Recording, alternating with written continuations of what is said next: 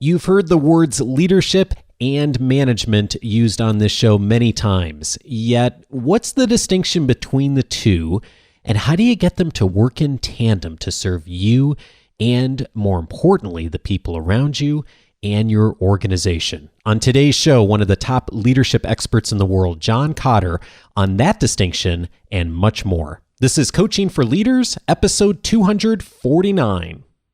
Produced by Innovate Learning, maximizing human potential. Greetings to you from Orange County, California. This is Coaching for Leaders, and I'm your host, Dave Stachowiak. Leaders aren't born, they're made. And this weekly show will give you access to the best thinkers, resources, and actions to help you develop your leadership skills. And welcome back if you tune in regularly. If you're tuning in for the first time, I am so glad that you chose this episode to tune in on, because I'm really pleased to welcome today someone I consider to be one of the world's experts in leadership, and particularly in how leaders handle change and how leaders lead through change. And that person is John Kotter, who is with us today. John is Professor Emeritus at the Harvard Business School and a New York Times bestselling author. He is often called the world's foremost authority on leadership and change. His many previous books, including Leading Change and Our Iceberg is Melting, have been translated into more than 200 foreign language editions and have been bestsellers around the world. He is a founder of Kotter International, a consulting firm that specializes in helping leaders transform their organizations.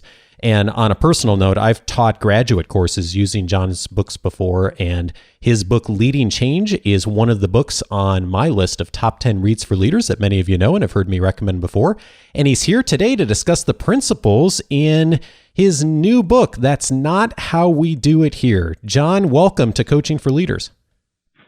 Well, thank you, Dave. I love your generous intro. I should have recorded it myself. Well, I am just really thrilled to talk to you.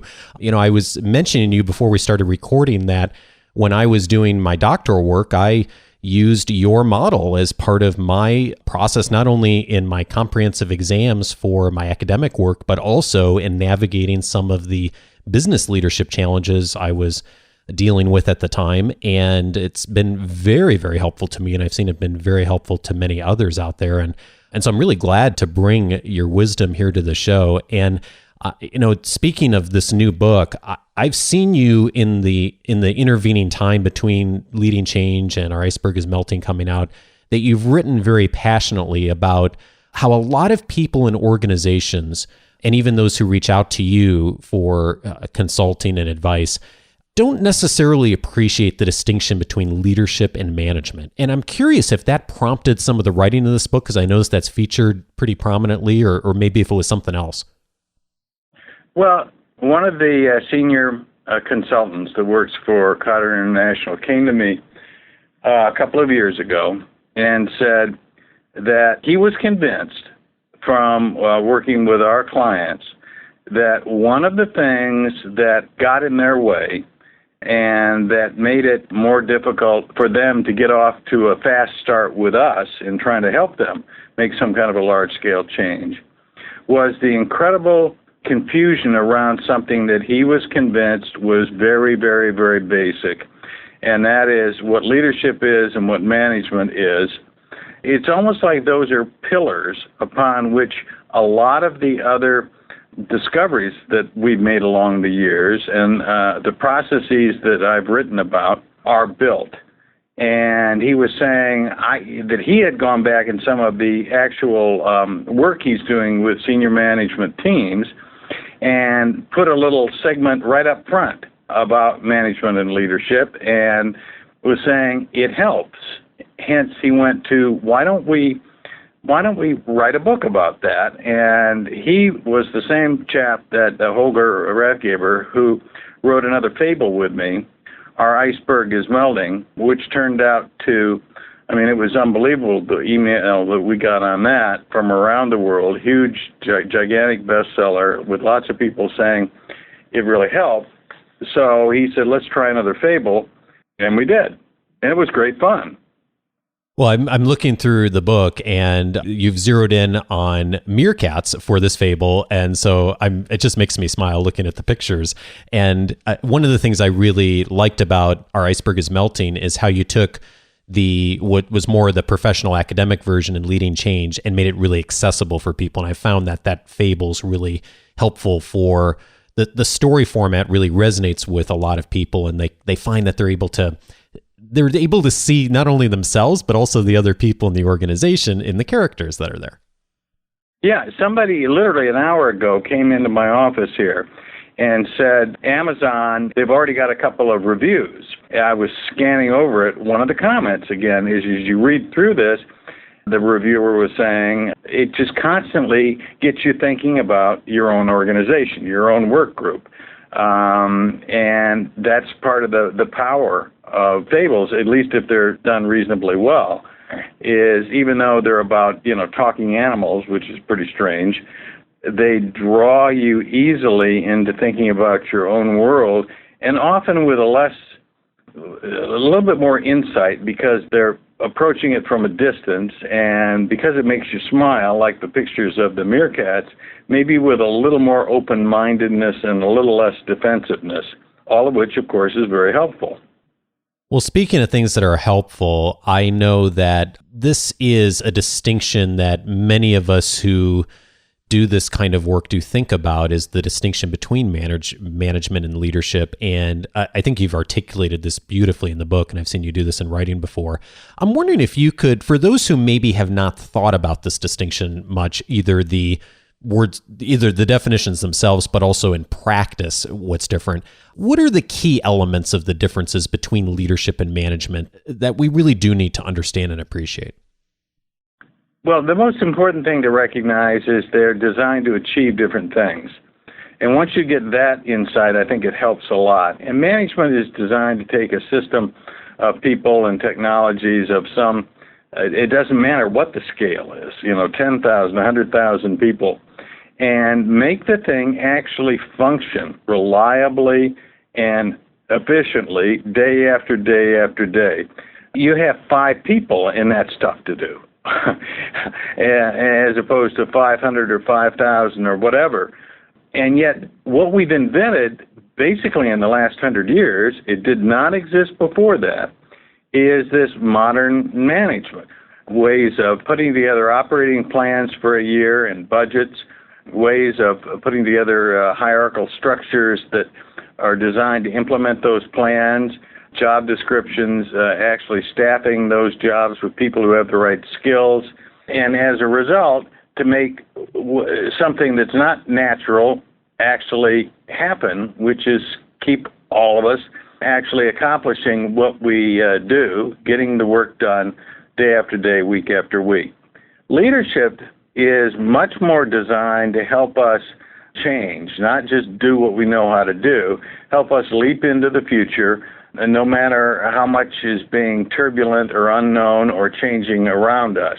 It's all about basically challenging the status quo, looking for what's happening out there, coming up with some kind of a vision of the opportunities that are available given what is happening out there, getting people to understand that, not just a few people on the executive committee, but larger groups of people to understand and to, more than understand, to actually buy into it, and then creating an environment around where people feel empowered and feel motivated and feel inspired to take their kind of aligned buy-in around some vision and make it happen no matter the obstacles.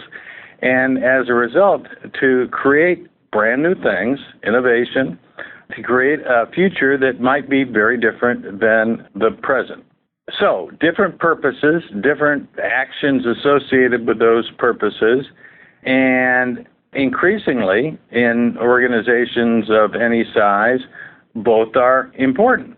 And it's not just a matter of a few people on top handling all the leadership stuff and a bunch of people in the middle handling the management stuff and giga numbers at the bottom doing neither.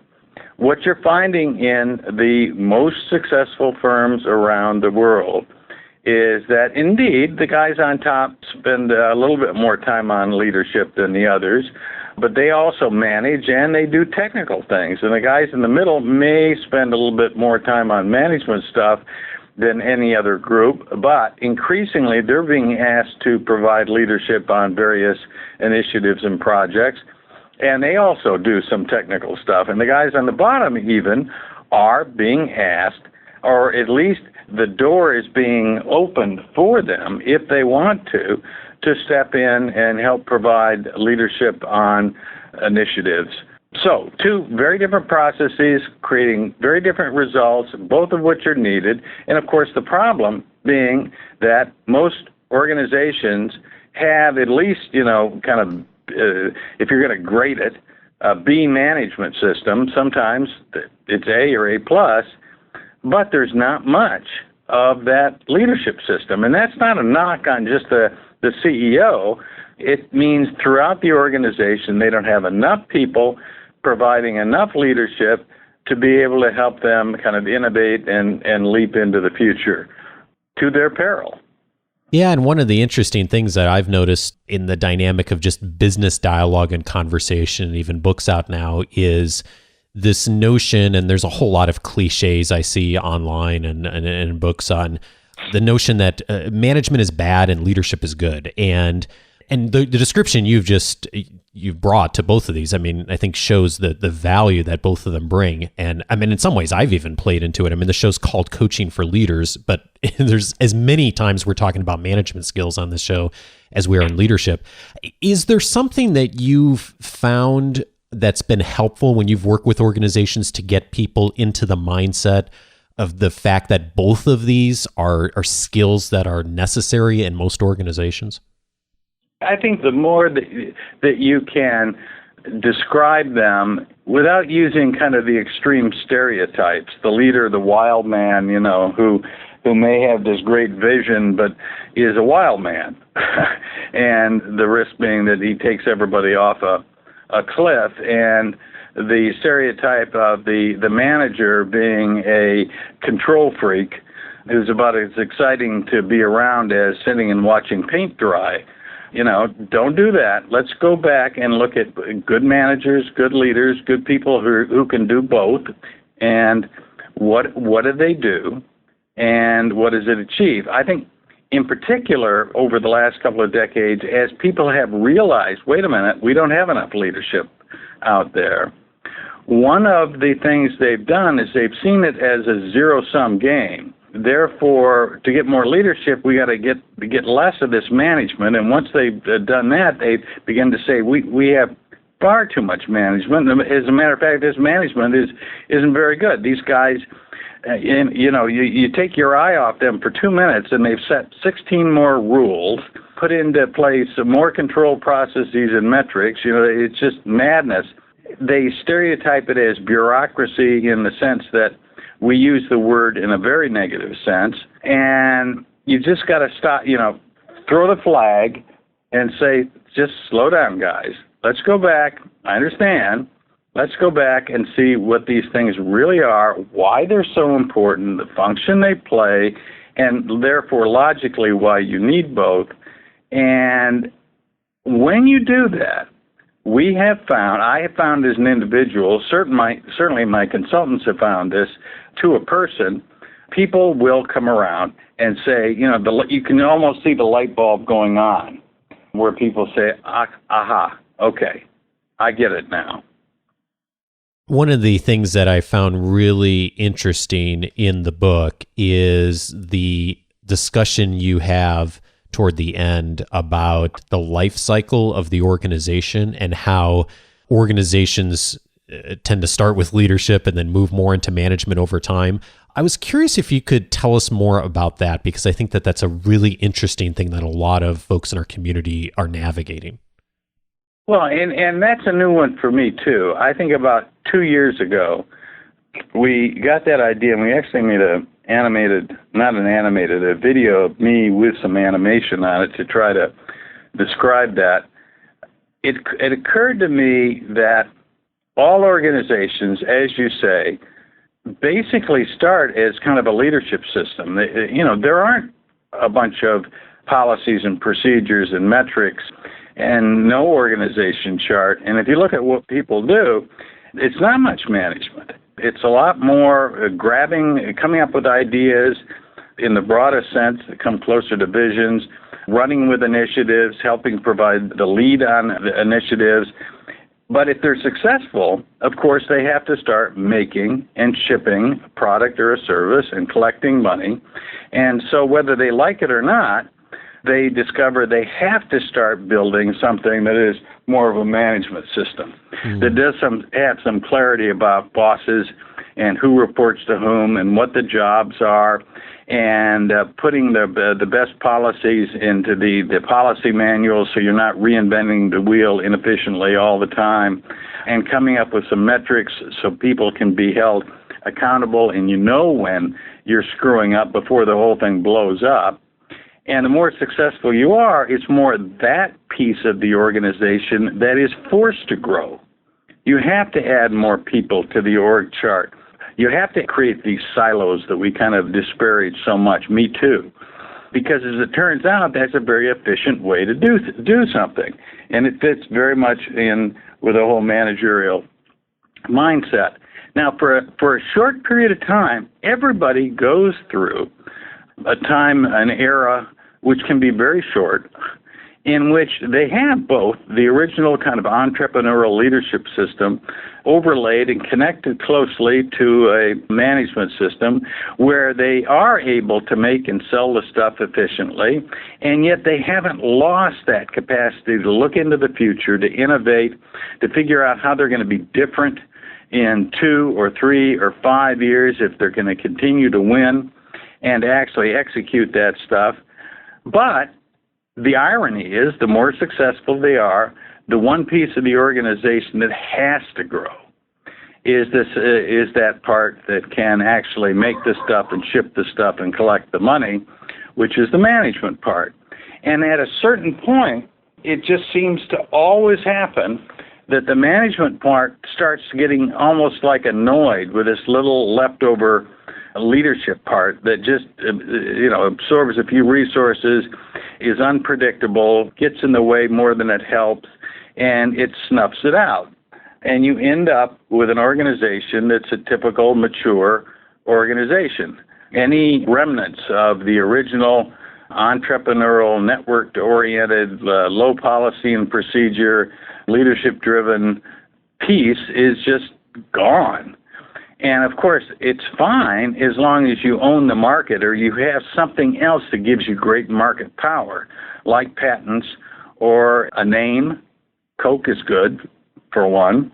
But your capacity to do what you did at the beginning, that is to say, to come up with new stuff and then execute that new stuff, your capacity to innovate and actually make a new future for you in light of the opportunities and hazards around you has just gone to zero. And what seems to happen then, naturally, is smart people who are running the place, I mean, they're not idiots, they start to look for ways to somehow overcome this incapacity of this big, mature organization that they have, this management system, which they know they need. They feel it very much, especially every quarter when they have to report results to the investment community. And as we know, if they miss them by 1 penny, their stock can go down 10% these days. They start coming up with little mechanisms to try to be able to create changes, to come up with new stuff like interdepartmental task forces and all kinds of names that people have developed over the years. And to some degree, done well, they can help. But the challenge is, if the world starts moving faster and faster on them, those little augmentations by themselves are never enough because they're always controlled by the management system, which does not allow them to get big enough or powerful enough to do the job that is needed. And in some cases, it just leads to chaos. You know, at first you start off with one big strategic initiative, and if the firm is big enough, at some point nobody even knows how many there are out there. The CEO doesn't. And they're costing a lot of money. They overlap in ways that are unproductive. Some of the most talented people you got are on 6 of these committees, and they're just getting burnt out. And, of course, it just doesn't get the job done. And where the future seems to be leading is toward not 1,000 of these little things that are controlled by a management system, but adding a lot more leadership in a flavor that the organization once had when it was growing up, in which you've got the original kind of entrepreneurial, innovative leadership network kind of a piece operating hand in hand with a well-run management piece. And my guess right now is that is the future. It's the future because we know it's feasible. Almost every successful organization in its life cycle goes through that phase, often very quickly, and without noticing exactly how it's operating, because everybody's just very busy, and nobody has kind of pointed out how that time period operates. But we're going to move back to some form of that. You can't go back. We're going to move forward to some new form of that organizations kind of grow from where they're at right now into something that looks more like what they once had and lost, and which provides them with solid management and a whole lot more leadership than they've got right now. Yeah, this part is so interesting to me because I think you've just described something which is so true for many people who are listening and thinking about their own organizations. And I know you've written that, we don't have this all figured out yet as far as, how does an organization that's in that established management phase move back to being more leadership oriented and bring in that entrepreneurial spirit. And I'm curious, even though we haven't figured that out yet, what are some examples of organizations or even individual leaders that you've seen that have had some success at being able to do that, of being able to change some of the culture and the orientation of the organization to be more balanced between leadership and management? Well, the cases that I know the best are the ones that I've actually watched happen up close. It wasn't just a matter of interviewing people about what happened 2 or 3 or 5 years ago, but I've watched happen, which means in our consulting work. So far, even though, again, we're still inventing as we go, they tend to have a number of common elements. Number one, the successful cases all seem to start when top management is by themselves or with help is orchestrated through a process of literally creating some clarity around what the big opportunities are in front of them. You can write this down, at least we found it in the consulting practice, on a half a page, and it's something that helps align them around the future, but also it's something in which they find themselves, if it's done correctly, actually emotionally engaged. It's something they can all look at and nod because they created something, in a sense, that's won over their hearts and minds, not just minds. In the most successful cases we've seen, they have then taken that. We often put together, just for lack of a better term, an urgency group, a bunch of volunteers who want to help create a sense of urgency around this kind of big opportunity statement throughout the organization and turn them loose with the goal of literally getting most of the organization, A, to understand this, B, excited about it, and C, to the point where they'll say, listen, this is important enough, this is cool enough that if you need help sometime later, call on me. Here's my email address. 3, in I think all the successful cases, there's some mechanism made to open the door to not the few usual suspects for running initiatives, but for nearly anybody throughout the organization and at different levels to come forth and be a part of a kind of a group that helps drive this in conjunction with top management. We've even used something, it sounds a little off the wall, as an application for being on what we call a guiding coalition we'll have hundreds and hundreds of people sign up for 40 positions. And the application, just like, a college application or anything else, helps you sort through not only the right mix of people across horizontally and vertically, but helps you sort through the right attitude and the right amount of energy, and whether the person really has thought through how can I do my normal job at an A level or an A+ level and participate in this other set of activities. In all the successful cases, we've let that group, within some broad parameters set by top management, themselves decide upon what the key strategic initiatives they should work on and what they're trying to achieve with those initiatives over the next 6 months or 12 months or 24 months. Again, with working with top management so that the guys on top don't think they're going off in some crazy direction, and if they do, they get a chance to say, hey, time out, guys, listen to this. In all the successful cases, people get some significant successes. Nowadays, we're using in 90 days. Or in other words, we ask them to set up a couple of initiatives, and we have a process for doing it, in which they pick some area that top management says, yeah, this is we understand why this is strategically important, of kind of sorting out the future and making it happen. And they come up with what they'd like to do and a metric they're going to be measured by, but they design the metric, and they're given somebody to help, kind of organize them in a set of principles and ground rules.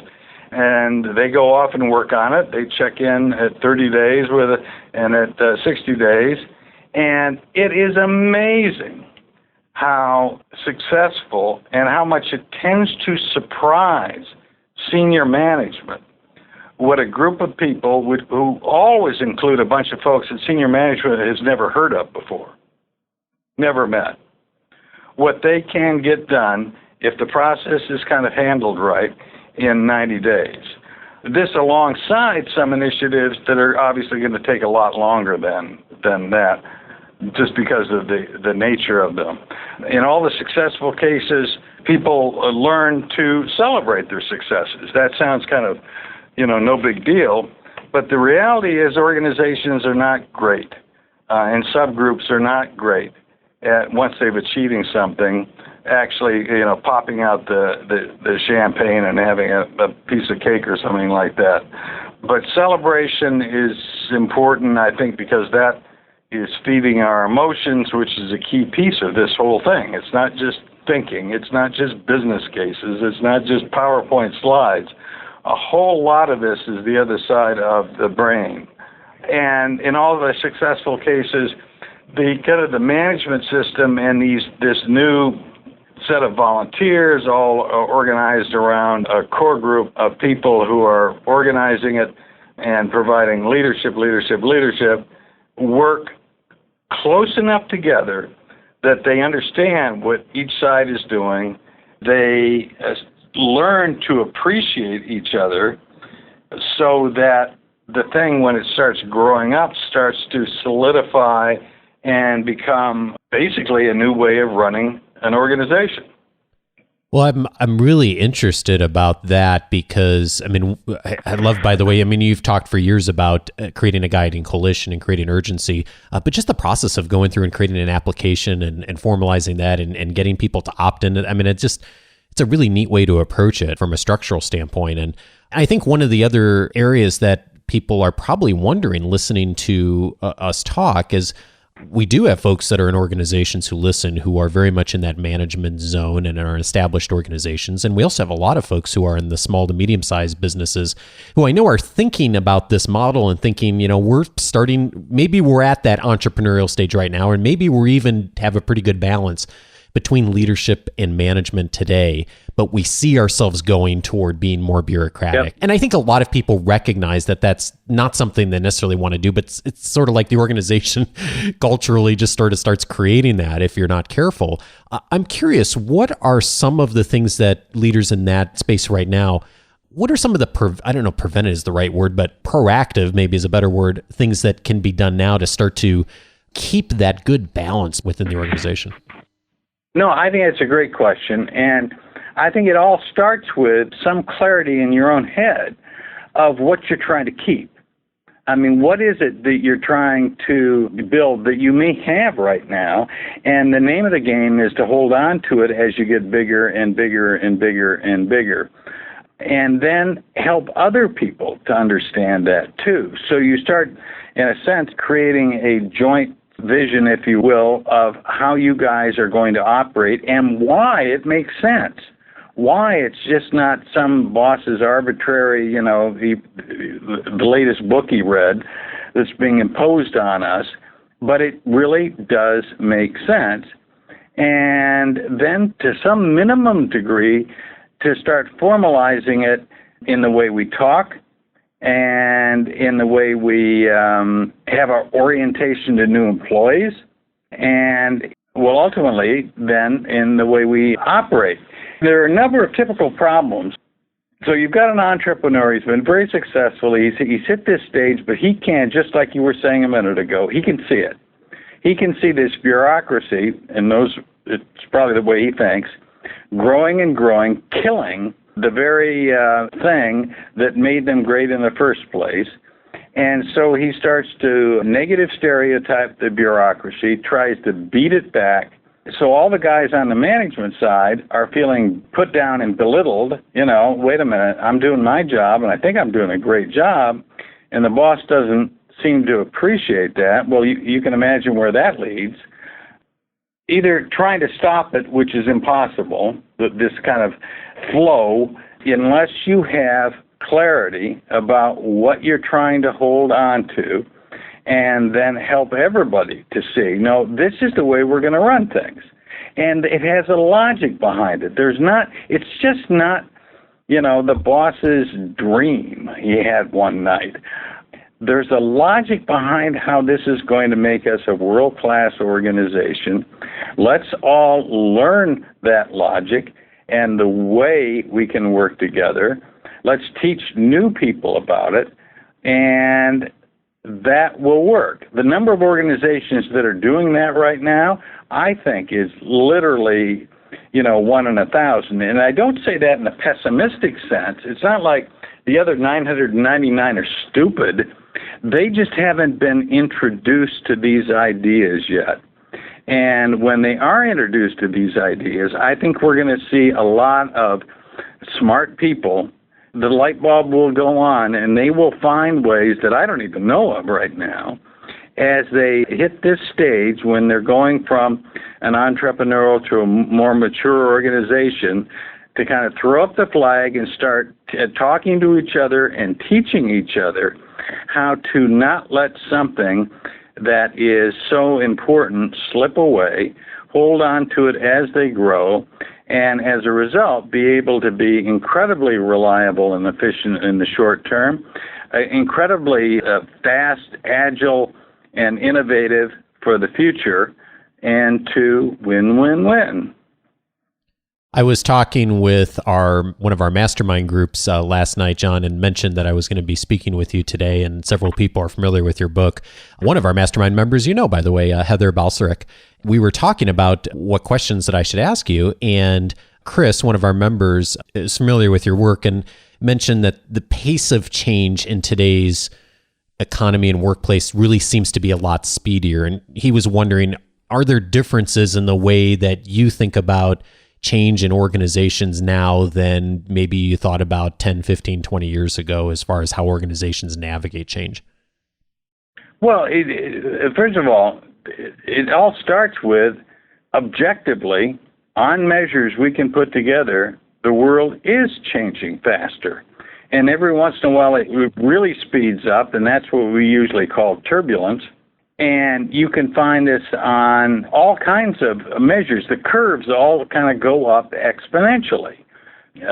Technological measures like number of patents filed in the U.S. Patent Office, or the amount of disk storage that will fit onto a particular piece of geography, or international measures, in global integration measures, like simply the amount of data that's flowing around the world across country boundaries each and every day. And that has big implications. What I was finding was kind of the A+ way to do things 20 years ago still works for a single specific challenge you're facing.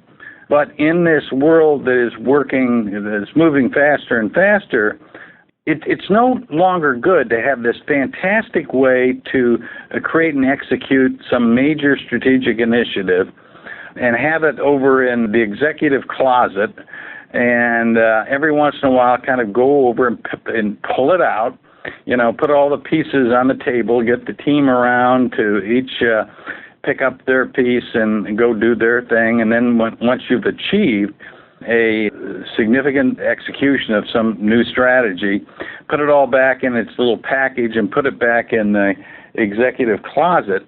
You need a system that can help that thing run constantly. That's what more change, more often, from more different directions has created.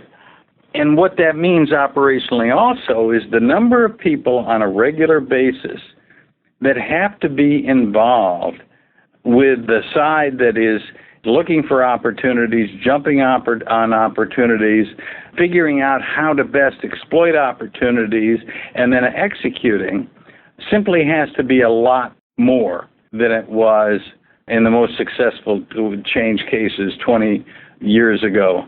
I heard just the other day, somebody told a little story. I don't know if you've heard this before, Dave.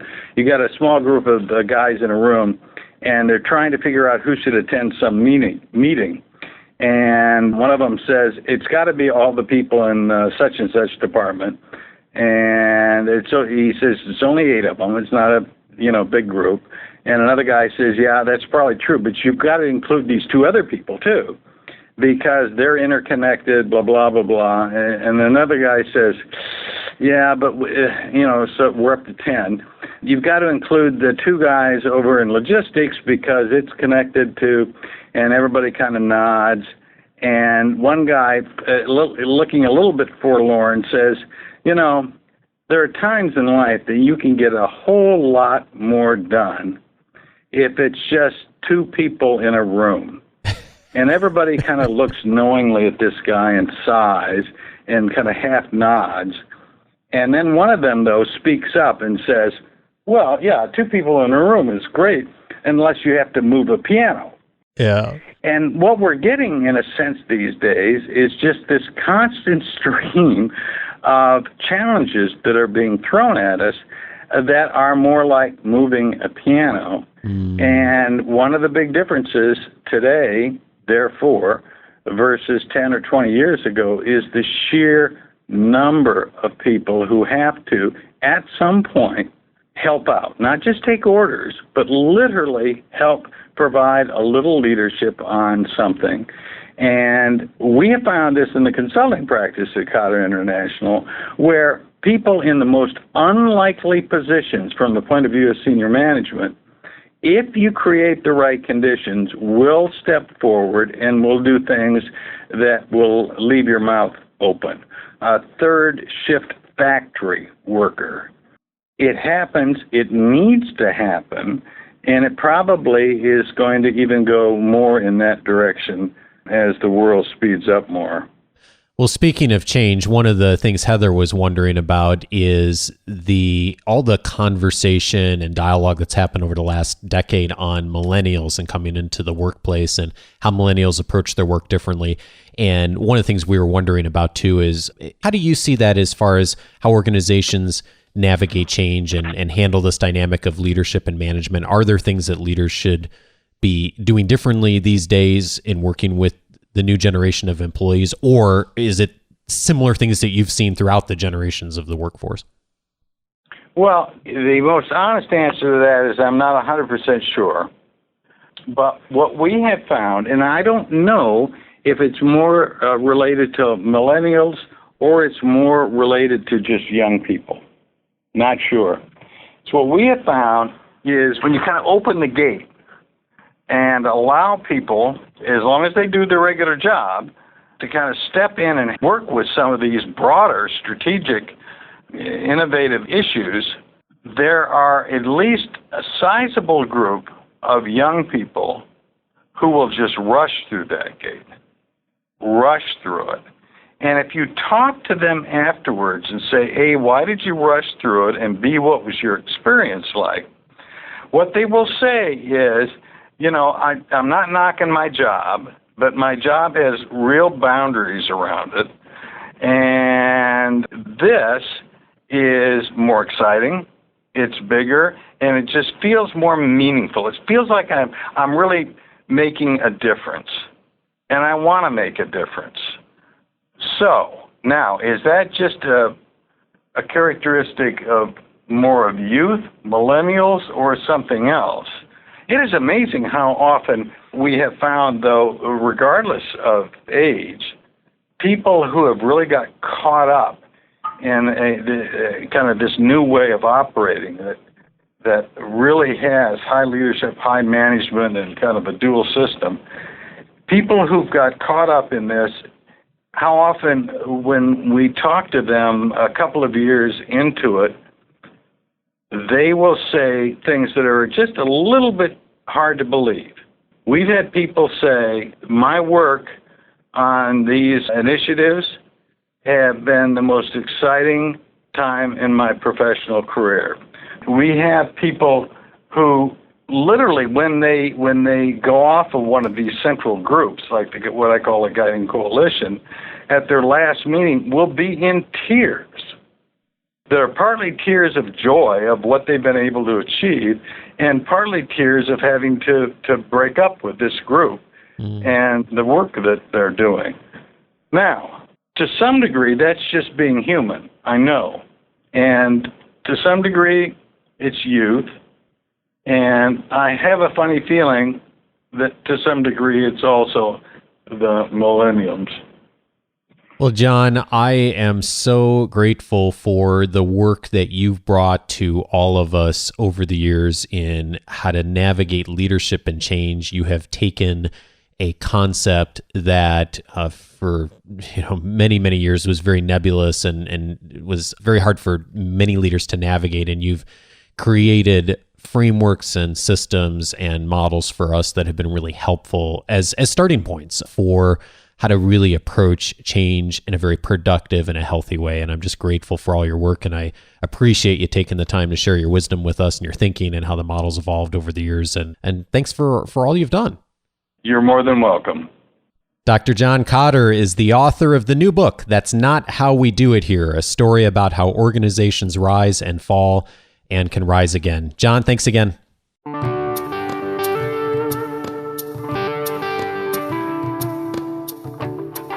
Thank you again, John, and also a special thank you to Heather Balsarek, one of our mastermind members who put me in touch with John. Thank you, Heather. You are a cool cat, so appreciate it. And if you have a comment or question about today's episode, or maybe just want to join the conversation, go over to coachingforleaders.com/249.